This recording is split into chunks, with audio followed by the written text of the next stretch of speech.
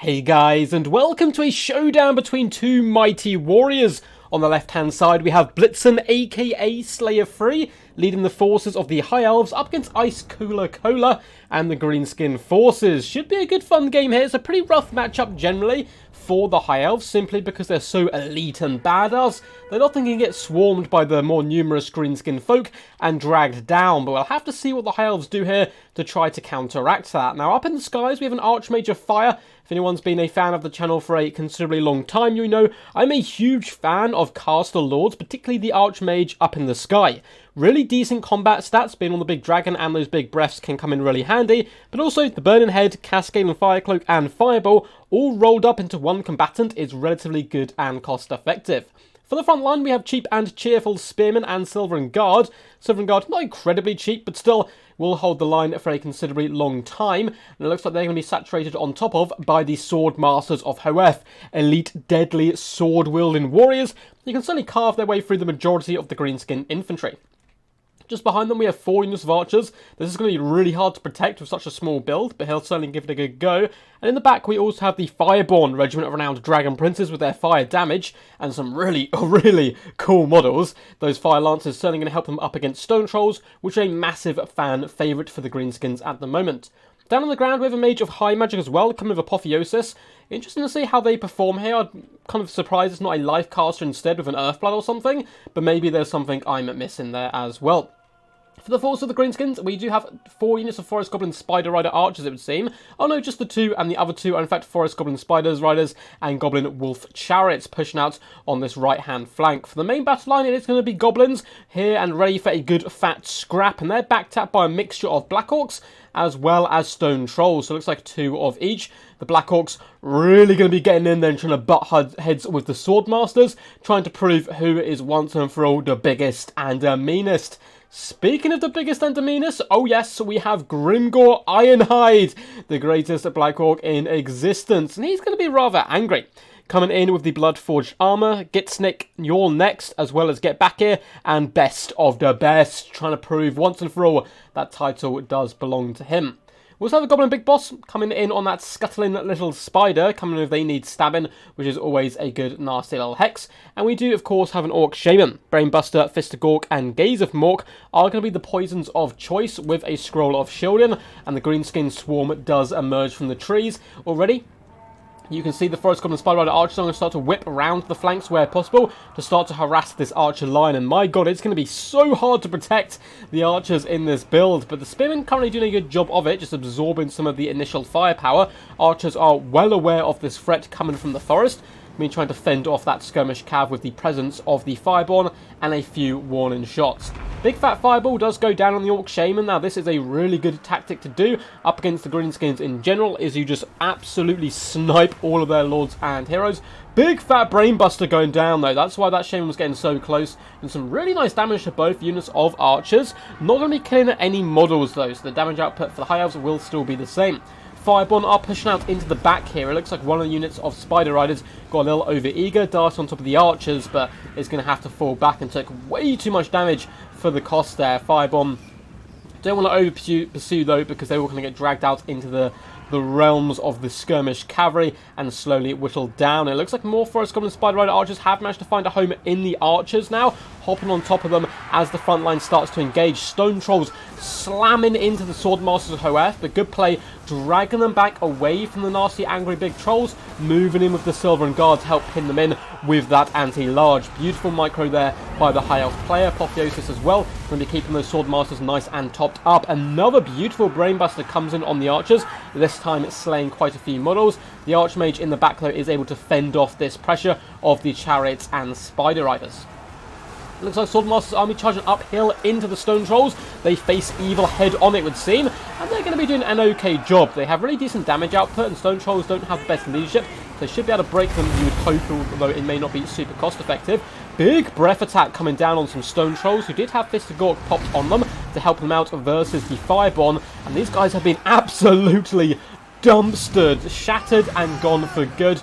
Almost killed to the last troll there. Black Orcs now facing the wrath of the Fireborn, who are getting in there and doing the business.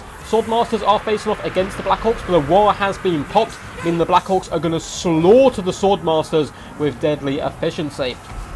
Grimgor popping in over to this left-hand side to help deal with the Silver and Guard. And this battle is all taking place in such a small portion of the battlefield. No long drawn-out skirmish game here, no sirree. Big Fat Fireball is going to come down and roasting these goblins, doing massive damage to both of them. Tiny bit of friendly fire on the Silver and Guard, but the Black Orcs seem to be loving it.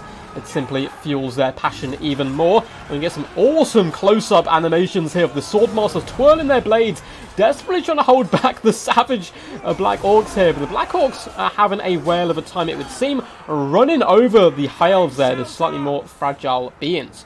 Forest Goblin Spider Riders have been dealt with so far. Really nice backline protection from this Archmage, jumping up and down onto the Goblin Spider Riders whenever they do hop in. Looks like the Fireborn have been hit by a Cascading Fire Cloak and used the opportunity to dance onto the Stone Trolls with a big, nasty breath attack coming in on top of them. Scholarship has been popped and Fist of Gork, but a tiny, tiny tad too late, and the Stone Trolls do flee before getting absolutely slammed. Black Orcs as well are routing.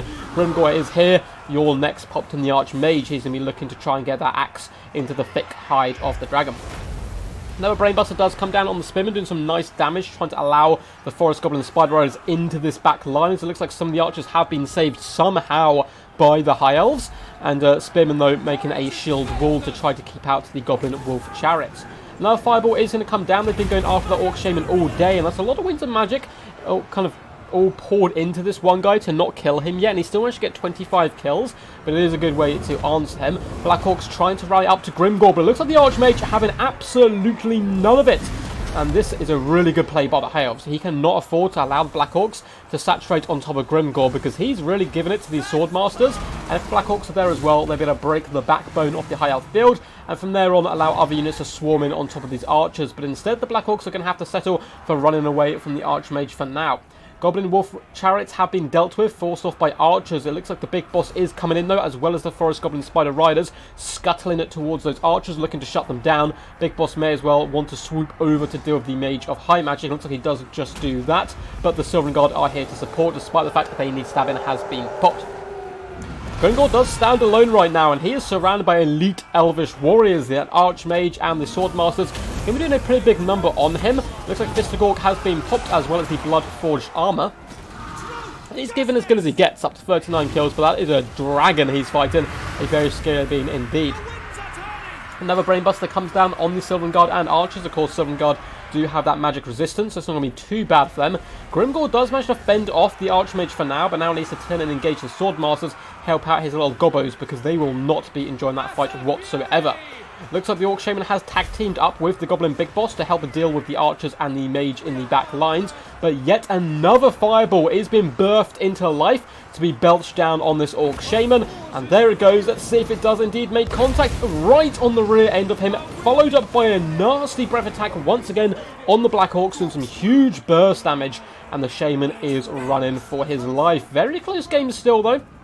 Balance power is massively against the Greenskins, and that's because the Fireborn have returned out of shock, and this is going to be a nasty, nasty charge right into the rear end of those Black Orcs, straight through, helping out the beleaguered Silver and Guard. And just like that, this battle has turned completely on its head, and it looks like with the last thunderous charge, Grimgor is deciding, you know what lads, I don't really fancy this scrap anymore, and they shall be going down. A Pyrrhic victory for the forces of the High Elves.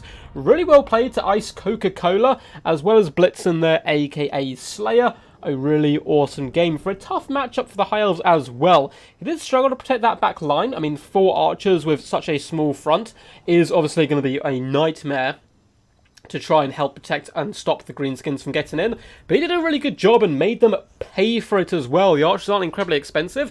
The amount of resources Ice Coca-Cola poured in to try to take them down really ended up backfiring. And we got the ultimate duel, Swordmasters versus Black Orcs. So we'll check out their damage value in just a second, see which one did fare better. But if you guys did enjoy, make sure to leave a big old fat thumbs up and like on the video. Feel free to comment down below as well. Let me know what were your favourite moments in the battle, as well as what you would like to see in the future. In the description, there are links as well to my Patreon, where you can support the channel over there, as well as a link to my Discord. Now, if you join the Discord, not only can you send me replays, but you can get involved in live streams. I host tournaments, chill out with a load of cool people, see a ton of pictures of ducks. Trust me, that is one of the best things in life. And yeah, just hang out with a load of cool people, so make sure you do that. And feel free to subscribe to the channel if you haven't already, as we are on the road to 5,000. And a few people did tell me that for some reason, YouTube would seem to have unsubscribed them, which isn't something I've heard of before. But so if you are subscribed, or you think you're subscribed, just double check, but I'm sure it is all fine. Anyway, who performed better, the Swordmasters or the Black Orcs? Make your predictions now. We'll have a nice little look. Well, kill-wise, relatively even. The Swordmasters coming in with 67 and 49 kills, only 716 damage value on this first unit. The second unit, though, 1.7 damage value. Really nice work. They were probably the guys who were surrounding Grimgor for a solid amount of time, helping to drag him down. Whereas the Black Orcs are 100 kills, very impressive, and a chevron, but only 39 on the other unit. 1.2 damage value, 354. My god, that is not a good display by this unit whatsoever. For the rest of the builds, the Archmage Fire really was a massive MVP here for Blitzen. Those breath attacks were a thing of beauty, very well timed by him. 2,813 damage value, 21k damage dealt, also helping to break off those stone trolls is really nice. Every time, of course, that the Archmage of Fire does cast a spell, it's going to increase their weakness to fire, which they already possess, allowing the magical Fireborn to really rack up some good value. 1.5k damage value, and still pretty much full health at the moment. Mage of High Magic, one or two nice apotheoses. I definitely would switch out for a life caster. I'd like to see Blitzen's view on why he brought the mage. Maybe it's a bit cheaper or something. Spearman and Silver and Guard, relatively solid across the board. 1,000 damage value on this unit. The others, 400, 400, 400, or close to 500 on these two. Simply there to hold the line, and they did a decent job doing that. Across the board, the archers really did struggle. One or two units managed to get okay value. 390 on this one, 370 here. But they were really shut down quite nicely by the Greenskin approach. The Fireborn, 1.5k damage value. For the force of the Greenskins, the mighty Grimgor certainly has improved massively since his latest buffs, but still isn't the most competitive pick compared to, Grom, Skarsnik, Azarg, those type of units, but still 1,584 damage value, not too shabby. And I think if the Black Orcs had managed to move up to him and work as more of a bodyguard situation up against those Swordmasters, he could have done even better and perhaps moved the balance back in the favour of the Greenskins. Nice sneaky little Goblin Big Boss as well, got 426 damage value, not too shabby considering how cheap he is, and 907 damage value on the Orc Shaman, some really nice brainbusters straight out of the gate. The Gobos fared pretty poorly, but they're here to die, and they certainly did do that and fulfill their goals. Black Orcs, a mixed bag, as well as the Skirmish Cavalry. Actually not getting that much damage value, which is pretty cool to see, because we always see these guys normally pay for themselves, and still, they didn't do that bad. 520 on this last unit. Likewise, the Goblin Wolf Chariots, 444 damage value here. The other one, 215. Stone Trolls were targeted well by Blitzen. The Dragon, as well as the Fireborn, just instantly beelining for these guys, realizing they were going to be one of the biggest threats to his build, and those Swordmasters. So very well managed game all round by the High Elves. Anyway guys, hope you enjoyed this one. Until next time, peace, peace, and as always, stay awesome.